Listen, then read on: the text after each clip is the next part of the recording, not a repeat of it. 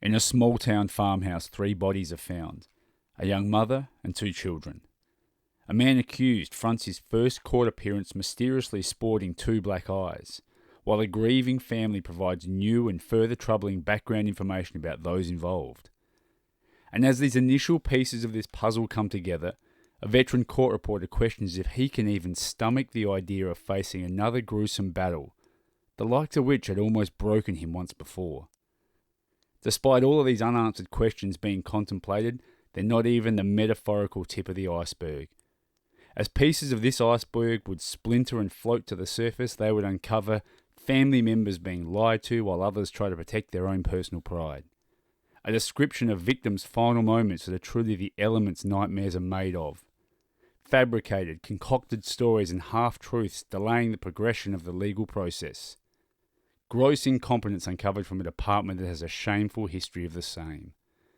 An ongoing bureaucracy being held as more important than the will of the individuals involved. It's fair to say the surface of this case has barely even been scratched as we begin this second episode of the Hillier Triple Murder, here on Just Lawful.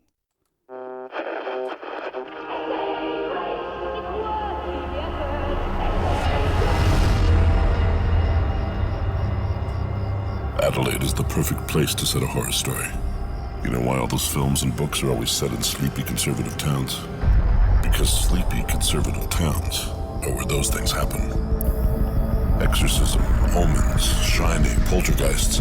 Adelaide is Amityville, or Salem, and things here go bump in the night.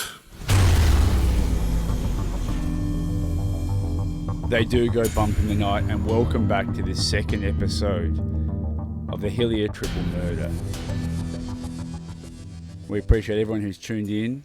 We appreciate everyone who's listened to the first episode in this series. If you haven't listened to that first episode, we sincerely urge you to go back and hear that and all of our other episodes, which are both available on iTunes and Spotify.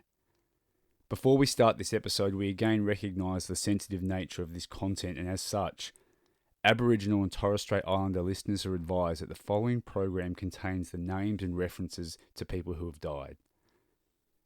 If you find anything we discuss distressing, please make use of the following support resources: the Victim Support Service on 8231 5626 or 1800 182 368, the Domestic Violence Crisis Service on 1300 782 200, Domestic Violence Gateway Service on 1800 800 098, and the National Sexual Assault, Domestic and Family Violence Counselling Service on 1-800-RESPECT.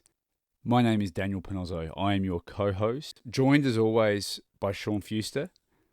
And before we even kick off in this next episode, I need to take us back to the end of the first episode of this series. And you sort of dropped a bombshell on me, the likes of which I've not heard from you before, that you were willing or looking almost to find a way to give this case up. Now, we've since spoken about this off air. I think it's important that perhaps our listening audience understand a little bit about why that might be. So with that in mind, I want you, as best you can, talk to me about Chloe Valentine.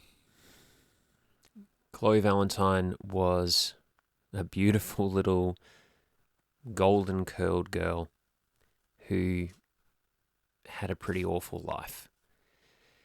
She was very, very well loved by her grandmother, Belinda Valentine, by extended family members, but Chloe's mum, Ashley Polkinghorne, had problems, drug problems, and those drug problems led to her neglecting Chloe's welfare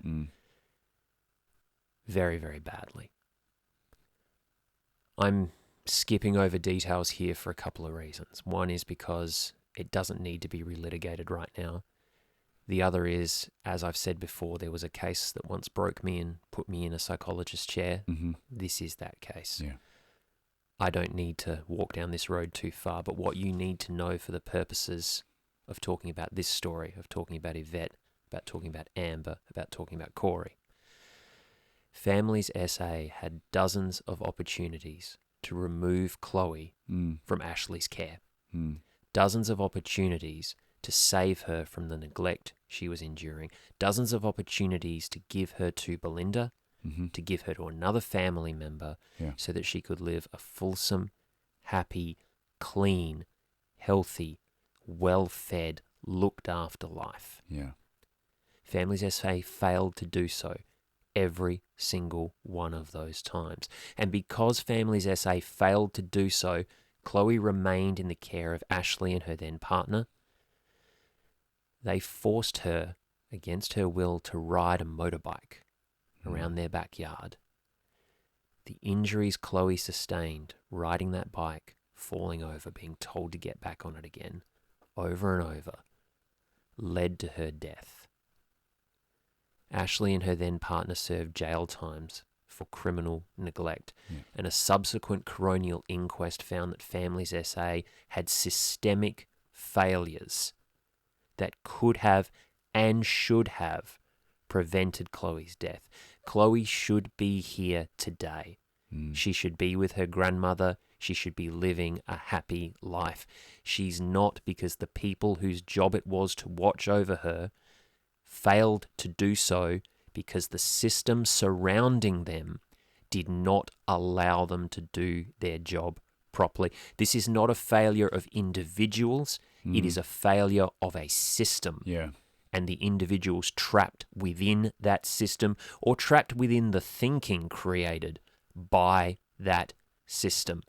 The reason you need to know about Chloe Valentine is because that same system, those same failures, that same completely broken way of thinking was governing the oversight of Yvette Rigney as she was raising Amber and Corey.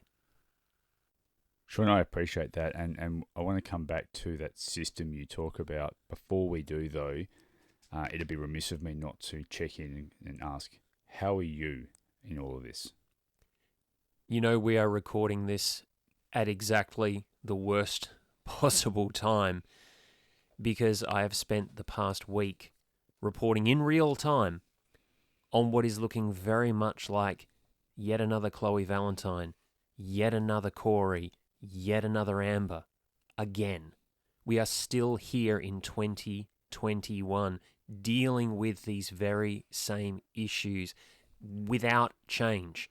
And to sit there in the newsroom all week reporting on the story that I have been, to knowing that we were going to be coming here and doing this episode, it's unfathomable to think that we are just in this loop. What effect does this loop have on you, Sean? It makes me angry. Mm-hmm. It makes me very, very desperate. Desperate to see something change. There are journos who spend their entire careers working in this field, working with these families, trying to help people that are in this system and caught and trapped. I see it at the other end of the meat grinder. I see it when something goes wrong. And I share that desperation with my colleagues, with activists, with families.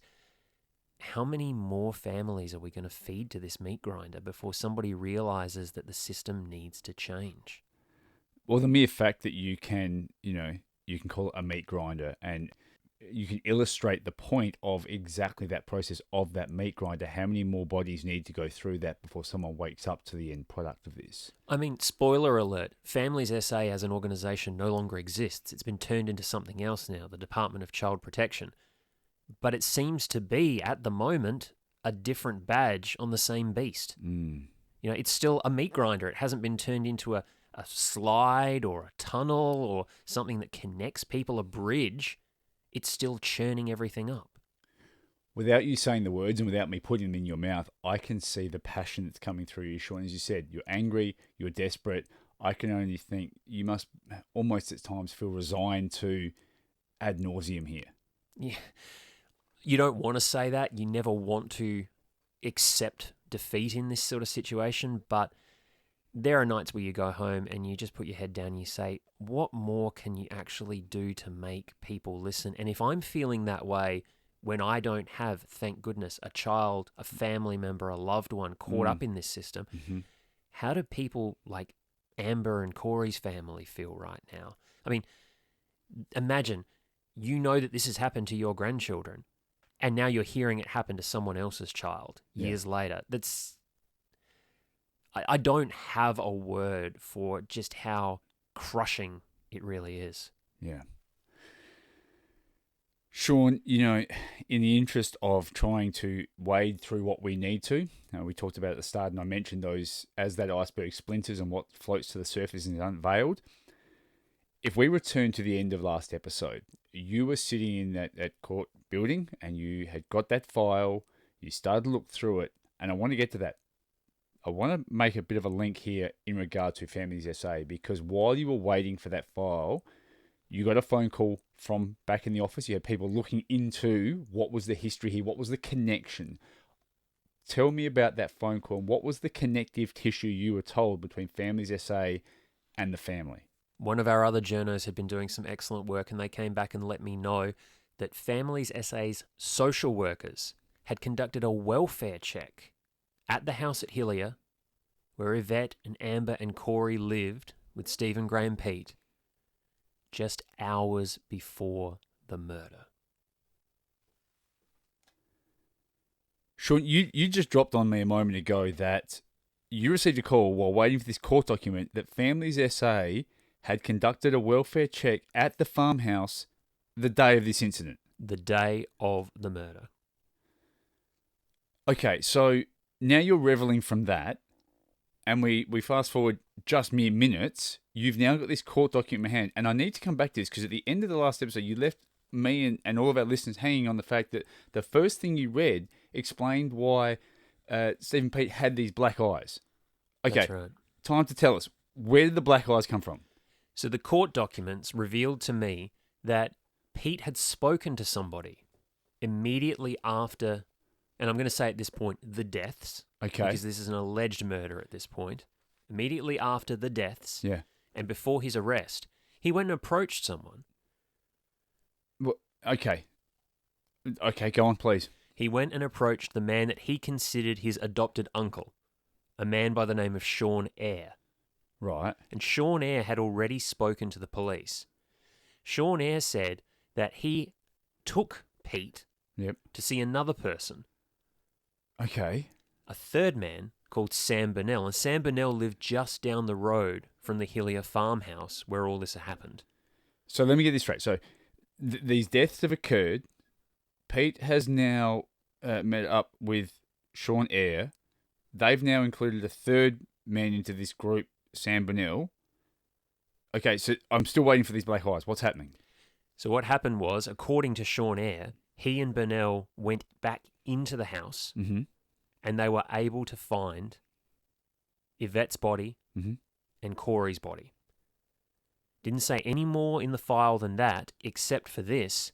They then walked back out and beat up Stephen Pete. Okay, so this is where the black eyes have come from. This is where the black eyes come from. Sam Burnell said he found Corey's body in a play tent. And he said, 3 people, I just can't understand it. Why would someone do this? They were totally innocent. He said that the minute he realized what had happened, he walked back out and knocked Pete unconscious. I think most of our listeners could probably, certainly recognize that themselves doing that. And that's what Burnell said. He said, I was in tears. I absolutely had to do it. It was just a natural response. Instinctual. Instinctual. Absolutely instinctual. Walking into this place, being called up by a mate and said, listen, I need you to go into this house for me. I need you to check this out. And you find the bodies of a woman and her little son. And you know somewhere in this house is a little girl, but you can't find her. So what the file told me then was they obviously called the police. Okay. The police arrived, the police conduct a search, and it's the police that found Amber's body. Okay. That's horrifying in itself, that there's a third body they can't even locate yet. Is there anything in that document that talks about why Pete brought these men back to the farmhouse at all? Nothing at this point. When documents are filed at this stage, it's simply enough for a court to determine bail. Okay. So there is enough information there for the police to say, don't give this guy bail. He's charged with 3 counts of murder. Yeah. He left the scene where we say he did it. He brought other people back. They beat the crap out of him. lock him away. Don't give him a chance to be on release. And that's all the information that the court clearly needed. Now, should be noted, Pete didn't apply for bail either. His lawyers were a little bit smarter than that and realised, I mean, look, you can get bail for murder in South Australia, believe it or not. For any of our international listeners, yeah, you can get bail for murder in South Australia. Welcome to the City of Churches. This time, that's not what happened, thankfully. Yeah, thankfully, you're quite right. Hang on. I'm sorry. I'm taking tally of the unanswered questions as we go, Sean, so you'll have to forgive me. No, and look, this is exactly the point in this journalistic enterprise where you're sitting there going, I don't have the answer to this. Yeah. All I know is this asserted fact, this allegation. Yeah, so Families SA have done a welfare check the same day as these deaths. Sometime before the deaths, yep. Steve and Pete is accused of these acts. He's left the premises and brought 2 other men back who have found 2 of the 3 victims. They've then come out and attacked him. As you would. Understandably. And then they've contacted the police who have then come and then they have located the 3rd body. That's right. And I'm finding this out at 10 to 5. Yeah, okay. So I want to also remind all of our listeners of that point right there, Sean. Right now, we're at the end of the first 24 hours. That's right. So if you recall from our first episode, we were going to do this from a perspective of you, a day in the life of Sean Fuster, the court reporter, investigating this in the first 24 hours. Okay, so it's taken us just over an episode and a little bit here just to try and recap what occurred in those 24 hours.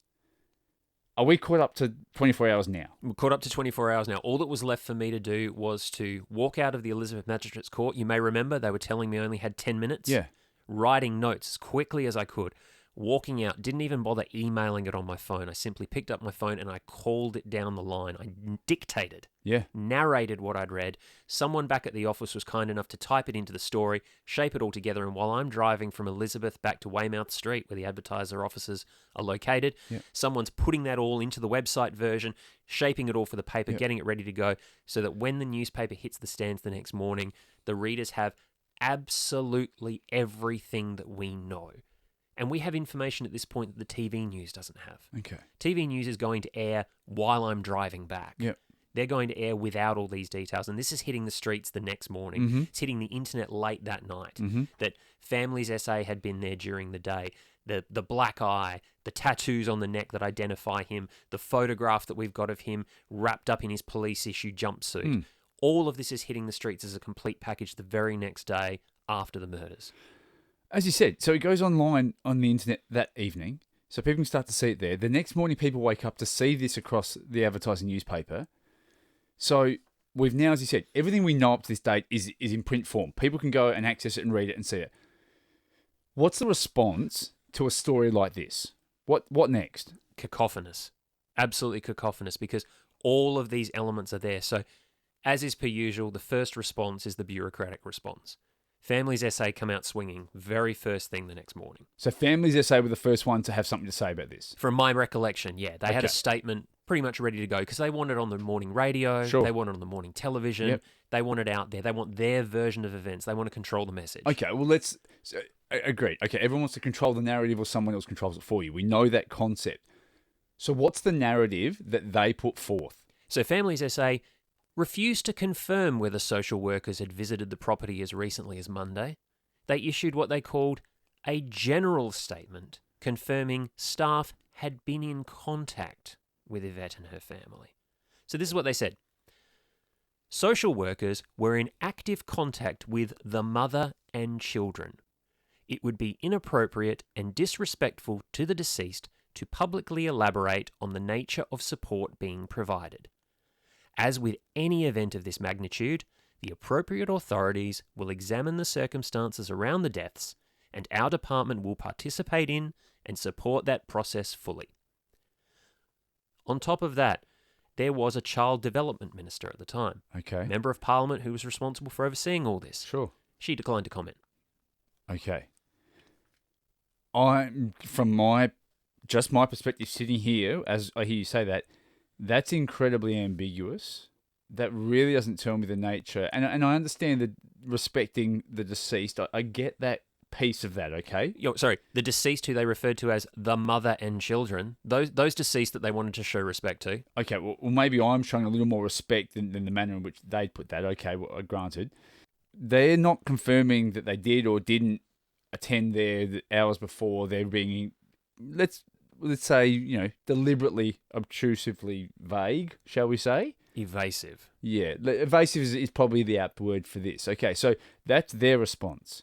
What else? This is the first that Donna Rigney had heard of this. She saw it when the paper came out that morning. So this is all news to Yvette's mother as well. That's right. Donna, who I spent all that time with the day before, Yeah. obviously swapped phone numbers. Absolutely. The story goes to print. Donna rings me. Okay. She says, Sean, this is the first I've heard of this. I said, well, how do you feel? And she told me, this is the thing with Families SA. When they get involved, nothing gets done because they're pathetic. This is just like what happened to Chloe Valentine. I was so angry about how that was dealt with, and just like Chloe, social workers should have intervened here. If Families SA had pulled its finger out, done its job, thought about the danger, and taken Amber and Corey, they might not have been there when Yvette died. You can absolutely empathise and appreciate the sentiment and the feeling of that abject, just disregard that Donna had felt for her daughter and grandchildren there. Even she's pulling at the strands of the Chloe Valentine comparison there. Had you you had in your mind made that comparison, we discussed that, but for this to come from Donna as well, this must have again been playing on you. It was playing on me big time, and it meant that the very next phone call I made was to Chloe's grandmother, Belinda. Okay. As much as I'm not sure, talk me through that. So Belinda Valentine had done a very good job setting herself up as a public advocate by that point. Mm-hmm. She had been through every grandparent's utter worst nightmare, and she was determined that something good was going to come from it. Sure. She was going to cast it forward, advocate for those who could not, try to stop it from happening again. Yeah. So I rang Belinda. I said, look, obviously I want to talk to you about what's happened at Hillier. I want to talk to you about what's been alleged about Families SA. And the grandmother has compared it to what happened to Chloe. It's always an icy dagger of a thing to have to say to a person. You don't want to. By choosing to be an advocate, they live in that bubble. That is part of their day-to-day, on top of their natural grief, on top of their familial feelings, on top of their love and their bereavement. Sure. But you don't want to be the one that's constantly jabbing them with the memory of their dead grandchild. But Belinda understood, and she said, look, to have gone through the coronial inquest about Chloe, for there to have been really strong findings, only for this to happen again is just shattering, really shattering. Our family was told by Families SA that the coroner's recommendations had been followed and everything is fine now. But this is very clear evidence that it's not. My heart breaks for the Rigneys because I know what they're going through and because I know that unfortunately our two families are not alone in their suffering. In a minute, I want to understand a little bit more about perhaps Yvette herself and what the household family dynamic looked like in that sense. Daniel, you wanted to know more about Yvette's family situation. And to start that explanation, let me take you back to Donna's comment to me. Mm-hmm. If Families SA had pulled its finger out, done its job, thought about the danger and taken Amber and Corey, they might not have been there when Yvette died. And people say all sorts of things when they're grieving, mm-hmm. and there's no judgment on that. But that statement stuck with me because it sounded almost like Donna was accepting Yvette was going to die no matter what, but the children could have been saved. 24 hours removed from your daughter's murder, it's quite the statement to make. But context would come. Okay. And the context came in the form of some investigative work done by the advertiser into Yvette's past. Sure. Now, Yvette was born on June 20th, 1987 in Darwin, the third eldest of 9 siblings, 4 girls, 5 boys. Okay. She moved back to South Australia shortly after she was born, lived in Ceduna, Mildura and the northern suburbs of Adelaide. But she only had on-off contact with her biological family, the Regneys, because she was placed in a children's group home and she was placed in foster care situations, not just around South Australia, but around Australia. She moved state to state as a kid. Okay. To foster care. So that's not... Okay, and it's nothing against anyone's sort of family background or situation. We know foster care happens all the time for so many different reasons. What's the significance of this so far? Well, I'll refer you to one former carer who asked the advertiser not to name them. Yvette had to be flown to hospital once as a child while suffering a severe infection.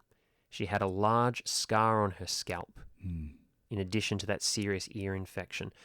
What she went through as a child, the carer said, was just really horrific. Thinking back on it, the pain she was in when she came to me, the poor baby. She was damaged. Some things are just so hard to get away from. The poor kid never had a chance. Pretty damning statement. Now, we know Yvette went to school, Edwardstown and McGill Primary. She went to Henley High School. Okay. We know that, talking to these carers, she was a clingy and unsure child when she first came to each of them, but grew into a confident young girl. They describe her as bubbly, bright, coming out of her shell, loving netball, loving dance, and she had a dream. She was going to be an airline hostess. As you can imagine, someone that moves around the country a lot as a kid, she wants to see the world. Sure. She wants to get on those planes and go to all these different places and take people to where they're going. Things started to turn around for her. Yeah. She was never a drug user. Okay. But apparently she had been in her very young years around people who use drugs. And it all changed. How so? She didn't finish high school. She didn't get a job. And all these people that had helped care for her and help look after her lost contact with her. Okay. She just completely dropped off the radar. When they did see her again, it was very, very different. One carer said, when I found her again, when I ran into her in the street, she was a shell of a person. She was so thin, it felt like I was hugging a bag of bones. You could see that she was using drugs. That's a pretty, that's some really detailed, illustrative sort of wording to use about someone's stature, and especially if, as you said, they hadn't seen her for such a long time. They'd known her as this bubbly kid with these future aspirations and all these things, and had come out of her shell in the right environments to now see her like this. Now, let's put some statistics on that for a minute. Okay. Children of Aboriginal descent or Aboriginal identification are overrepresented in South Australia's child protection system. 4.5% of the population in South Australia identifies as Aboriginal or Torres Strait Islander. Okay. But 31.6% of abuse and neglect cases are families of Aboriginal origin. Okay. Indigenous women are more likely to be the victim of assault than non-Indigenous women. They are 35 times more likely to be hospitalised for injuries caused by assault. Those living in rural or remote communities, Hillier's right on the edge of that, Sure. are at even greater risk, up to 45 times more likely to experience family violence than other women living in such areas. You've got the background. You've got the unsettled foster care raising. You've got the return to the biological family, because that's what happened there. In that gap, Yvette returned to her biological family. Well, that was going to be my question. You said there was a gap. What? We now know that gap was filled. That's what we know. Okay. We know as far as we can find out that she returned to her biological family. The next time people see her, it's this bag of bones. Very different appearance. And that's why Families SA originally got involved. According to documents that we were told about, social workers who visited Yvette's house earlier in that year, earlier in 2016, were concerned that she was engaging in daily drug use and had inadequate food for the children. Now, of course, the Rigneys disputed this. Remember, one of the very first things Donna said to me... I was going to say, Donna had made mention of something similar. And you remember, that struck me as odd at the time. Absolutely. And here it is. This is why. Donna and the family, she was a good mum. She provided for her kids. She never let her addictions get in the way of putting food on the table. Okay. Donna was responding, before I even knew about the allegations, to the allegations. So she was almost trying to get in front of that story, perhaps. Very much so. We talked Okay. about controlling the narrative. Absolutely. Families SA wanted to control the narrative with their early morning press release. Yeah. Donna was looking after her daughter's interests straight away. Sure. And as a mother, you can probably understand that. It is interesting that, as you said, there are some elements coming together here which paint a background of Yvette all of her own. I guess in the manner of that, we know Yvette was a mother. We know that she had a young family. Do we want to sort of delve into that and talk about that piece of this as well? Well, there's a piece of it we haven't been able to talk about. Okay. I've told you about Corey, Sure. her son. Mm-hmm. I've told you about Amber, her daughter. Yep. I haven't said anything about her other son. No, Sean, you haven't. This is the first we're hearing of this. So there was a third child. There was a third child, an older child, Okay. a boy, who was not present at the Hillier farmhouse on the day of the murders. Okay, well, look, small blessings, thank goodness for that, I suppose. You remember I told you last episode that Amber and Corey were not Steve and Pete's children. Correct. Their father had the eldest boy at the time. Okay. So of the three children, the eldest was with his biological father. That's right. He was with his dad that day, and as a result, he survived. That's got to be, that's got to be a relief and heartbreaking and confusing and traumatizing all of itself. And that's another piece of... I'll make it worse for you. He was 7. Oh, goodness. 7 years old. Yeah. You've lost mum. Yeah. You've lost your brother. Yeah. You've lost your sister. All in one fell swoop when you're not at an age to No. understand why. They're never coming back is all you can probably comprehend at that sort of age. There's a reason that we are talking around this as well. Yeah, there is. Because the Supreme Court of South Australia, in its infinite wisdom, Mm-hmm. saw fit to grant an application by the Director of Public Prosecutions, in its infinite wisdom, to suppress not only the identity of the third child, Right. but for the majority of this case, the existence of the third child. So let me just interject here, Sean, and surely someone at some point thinks there's a great reason for this. I'm taking from your tone you maybe have a different perspective to this. Why is this such an issue that the existence of a third child has been omitted from this story? Think about it this way. The court decides that it's a great idea to suppress the existence of a third child to spare that child undue hardship. Well, that seems fair and reasonable on the surface. Okay, think about it for a minute longer. What happens if you're erased from your own family's history? And I'll take you one step further. What happens if you're of Aboriginal descent and you're erased from your own family's history? Okay. So now there's some different layers, and we're looking from a cultural perspective as well as that. How do you grieve Yeah. when you're seeing your brother and your sister's face on the news every night, Mm-hmm. and that photo has been chopped to remove you from it? How do you as a 7-year-old process the idea that every photo of Corey and Amber that exists, you've been erased from? So we're using photos at this point, and I'm saying the collective we. I'm not saying you yourself. The or media, the advertiser, absolutely. everybody else. So the media here are now using images Supplied by the Rigneys. which had, presumably Yvette, all three children, As you would. of course, as you would, because that's the family unit. That's right. And I say we again, I apologise. And the media here is choosing to omit that person off the end. We're not choosing to omit anybody. We're being told to Sorry. omit. We Yes. have an order in place by court that says if you show this child or even mention his existence Yeah. in an article, you will be fined, you will be prosecuted. Do you know if that had any impact directly from, say, Donna or the rest of the family? Do you know if they had any thoughts, feelings about that? At this stage, Sure. I had no idea. Okay. At this stage, all I knew was this is what the prosecution was putting forward, Mm-hmm. and you've got to assume that the prosecution is doing things on behalf of the family, on behalf of the survivors.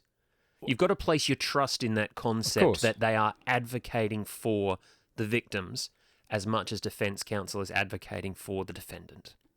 Yeah, look, you would hope that, and I'm interested to know, with that piece of information, do we know, were the families consulted in that decision-making process, or that is just decided by the court, the legal system, that we're suppressing the existence of this child? At this stage, we had no idea. Okay. All that happened was the DPP got up and said, we need a suppression order on this. Sure. We're doing it on the grounds of undue hardship. Now, we've talked about suppression orders before. Yes. We've said that undue hardship to a witness or child is one of those super high bars that cannot be, mucked with. Correct.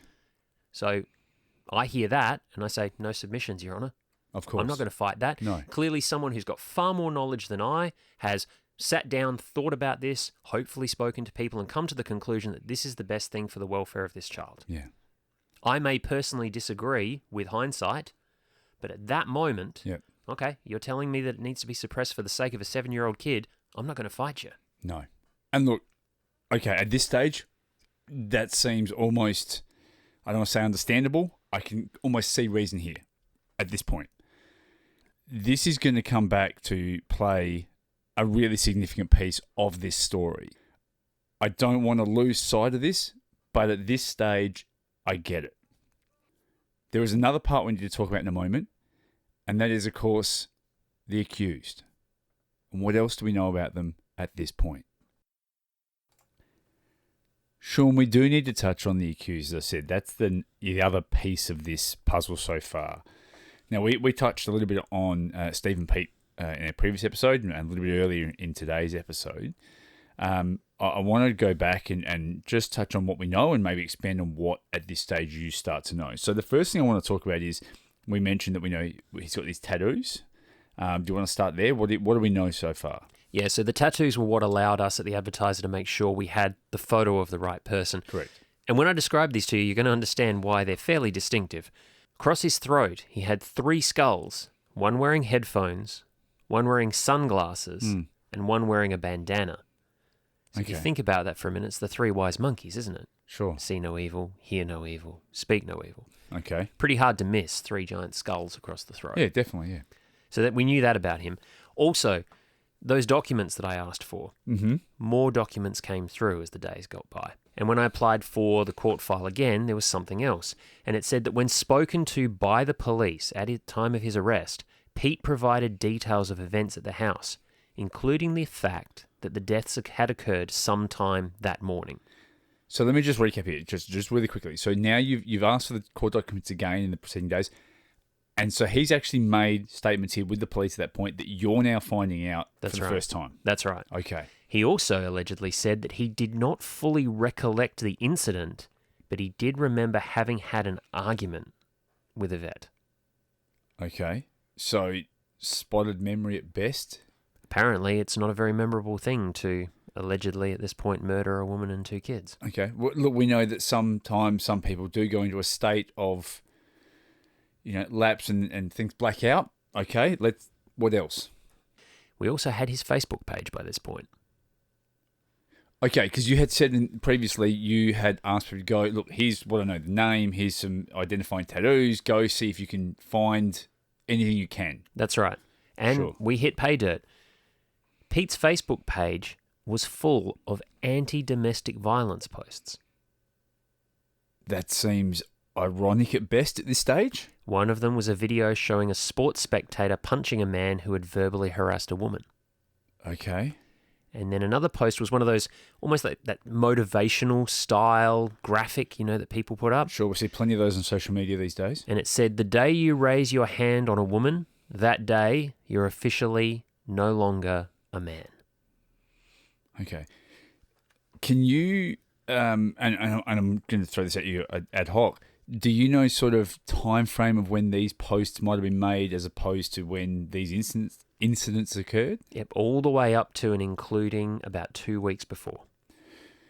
So Stephen Peat's posting these sorts of anti-domestic violence material, I'll say for want of a better word, on his own personal Facebook page leading up to this Up to around about 2 weeks beforehand. Up to 2 weeks before he was accused of murdering 3 people in a domestic violence incident. Okay. Is there anything? Has he made any other commentaries? Has he said anything else at this stage that we can help? To this stage, no. So we've still got very limited understanding of who this part of this puzzle is. I want to put a really big timestamp here on what happens, why, and how, because what we're talking about is a really short window at this stage. That's right. We've gone from the 30th of May 2016, which is the date of the incidents. I get the call to say, head out to the courthouse. Yep. Through to June the 4th of 2016. So we're talking a matter of a fortnight thereabouts. That's right. So all of this, so as you said, we took just over an episode and a bit to cover the first 24 hours because we know there was a lot in a really frantic, from so many different locations. You had to source all this material and piece this together. We've now gone a few days on. We're 2 weeks in. You've got this. We still have somewhat limited information. We've put out an article about the situation, about Family SA's involvement. We've got some response from Donna, for example. We now know a little bit more about the family. About Yvette. Exactly, about Yvette, her background. Anything else? Because this is now we're 2 weeks in. We've now starting to put this together. And that's as far as we can put things together now, because now that Pete has been formally charged with 3 murders, yes, to go much broader as a journalist would be to risk the concept of what they call subjudice. Okay. The idea that you're going to report something that will end up influencing a jury member in the hypothetical trial to come. Right. So now, as a court reporter, you got to be really careful. Okay. You may find out all sorts of stuff that you'd love to report, but if you do, you could ruin the potential of a trial. So you've got to start exercising some real careful discretion as to what you're going to say and what you're not going to say in print. I just want to touch on that for a moment. Stepping slightly, I guess, parallel and aside to this case, that's a very, very intriguing piece for me because that means potentially, as a court reporter, you may be holding information at this stage that you can't put to pen to paper to give to the public, that you need to carry that around with you. Yeah, a lot of my job is that. A lot of my job is having months and months of build-up of information that's just got to sit there in a notebook, on a hard drive, on the brain, and not be used unless and until a verdict comes through. Okay, because that's a part of this I don't think many people would understand either. So I just want people out there listening to this to understand, I guess, the gravity and the weight of some of this information that pertains to certain cases, the consequence that could have and the impact that information has that you need to carry around. Yeah. So I just want people to understand the weight of that. As I said, we've got this 2-week timestamp on this.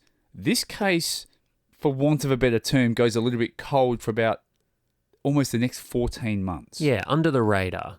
Okay, under the radar. So talk to me about that. What happens for the next 14 months? So it goes into the committal process. Sure. We talked about this during our stories about Jack Hanley. Yep. This is where prosecution and defence come to court every few weeks. A magistrate sits. Mm-hmm.